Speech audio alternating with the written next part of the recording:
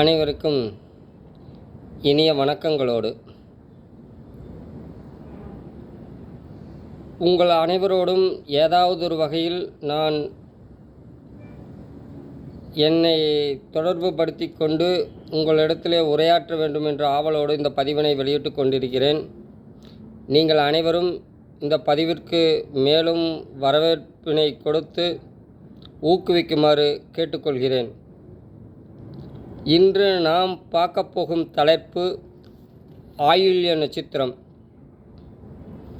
ஆயில்ய நட்சத்திரம் என்று சொல்லப்போனால் அது ஆதிசேஷனின்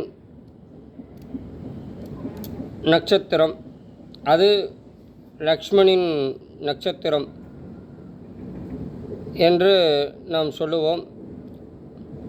ஆதிசேஷன் தலைமையில் நடக்கக்கூடிய இந்த நட்சத்திரமாகப்பட்டது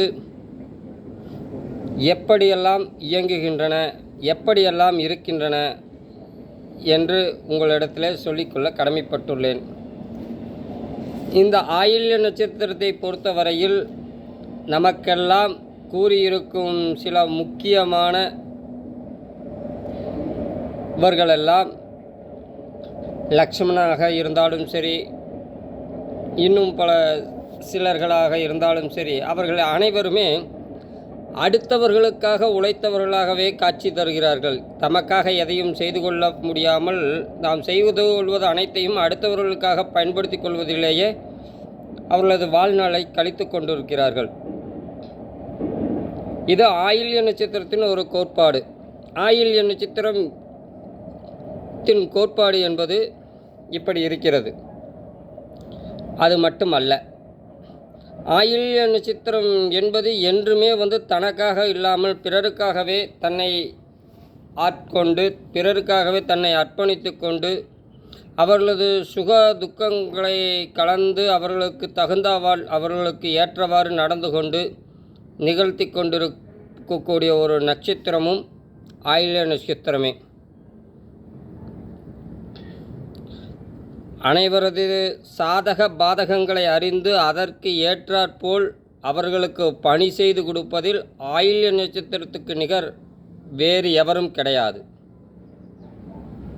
அவர்களது சாதகம் என்ன, அவர்களது பாதகம் என்ன, இந்த பாதகம் வந்தால் அவர்களுக்கு என்ன நிகழ்வு நடக்கும் என்பதை அறிந்து கொண்டு அவர்களுக்கு தகுந்தாற்போல் அவர்களுக்கு பணி செய்து கொடுத்து அவர்களுக்கு அந்த பாதகங்களை குறைத்து கொண்டு அவர்களுக்கு அந்த சாதகமானவற்றை நல்வழியிலே கிடைக்க ஏற்பாடு செய்து கொடுக்கக்கூடிய அளவிற்கு இந்த ஆயில்ய நட்சத்திரத்திற்கு தாக்கம் உண்டு. ஆனால் இந்த ஆயில்ய நட்சத்திரத்தின் செயல்பாடுகள் அறிந்தும், இந்த ஆயில்ய நட்சத்திரத்தின் கோட்பாடுகள் புரிந்தும், அவர்கள் சொல்வதில் உள்ள கருத்துக்களை எல்லாம் ஏற்றுக்கொண்டும் அவர்களை தேவைப்படும் போது வைத்து கொள்ளவும், தேவையில்லாத போல் அவர்களை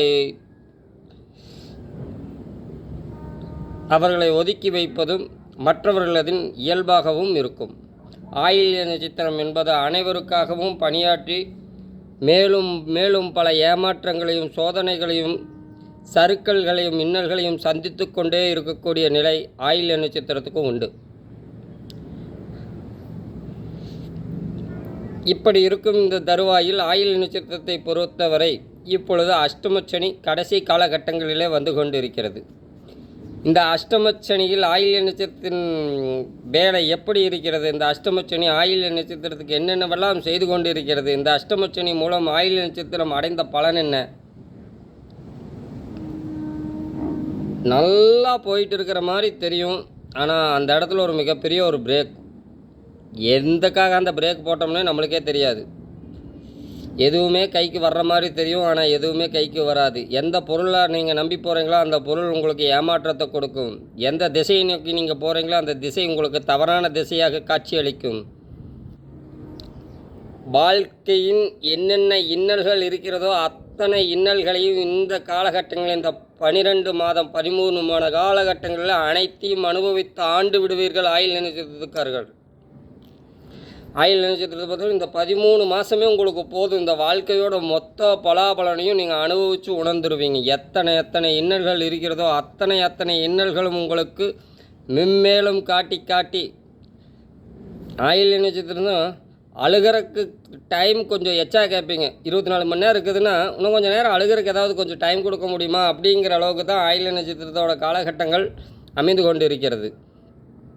இந்த காலகட்டங்களில் முடிஞ்ச வரைக்கும் ஐயோ நான் இங்கே இருக்கிற நேரம் யமதர்மராஜனே நீயே வந்து என்னை ஆட்கொண்டு அருள்வா என்று கூறக்கூடிய அளவிற்கு ஆயில்ய நட்சத்திரக்காரர்கள் இந்த நேரத்திலே இந்த காலகட்டங்களிலே யமதர்மனை கும்பிட்டு அழைக்கக்கூடிய அளவிற்கு அவர்கள் கடுமையான மனவேதனையிலும் கடுமையான வேதனையின் துயரங்களிலும் இன்னல்களிலும் இருந்து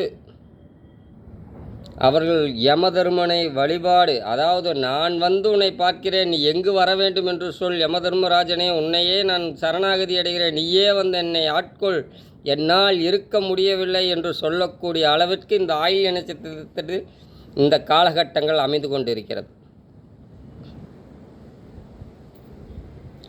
ஏன் ஆயில்ய நட்சத்திரத்துக்கு இந்த காலகட்டங்களில் யமதர்மராஜனை அழைக்க வேண்டிய அர்த்தம் என்ன? யமதர்மராஜனை நாம் எதற்காக அழைக்க வேண்டும்? யமதர்மராஜனுக்கும் இந்த ஆயில்ய நட்சத்திரத்துக்கும் தற்சமயம் என்ன தொடர்பு? இதுதான் இப்போதைக்கு நான் உங்களுக்காக சொல்லக்கூடிய ஒரு விஷயம். யமதர்மராஜனுக்கும் ஆயில்ய நட்சத்திரத்துக்கும் ஒரு தொடர்பும் இல்லை.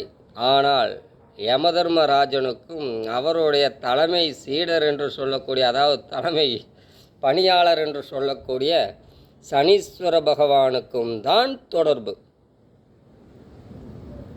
இவர் செய்த பணியில், சனி பகவான் செய்த பணியில் மேற்கொண்டு சிறம்பட செய்து காட்டி, உன்னை அழைத்து கும்பிடும் அளவிற்கு நான் செய்து காட்டுகிறேன் என்று சொல்லக்கூடிய அளவுக்கு சனி பகவானின் பணிகள் உக்கரமாகப்படும் போது யமதர்மராஜனை நாம் அழைக்க வேண்டிய சூழ்நிலைக்கு தள்ளப்படுகிறோம். அவரை வழிபாடு செய்ய வேண்டிய கட்டாயத்திற்கு தள்ளப்படுகிறோம். இந்த பதிவின் மூலம் உங்களுக்கெல்லாம் சொல்லிக்கொள்ள கடமைப்பட்டுள்ளேன்.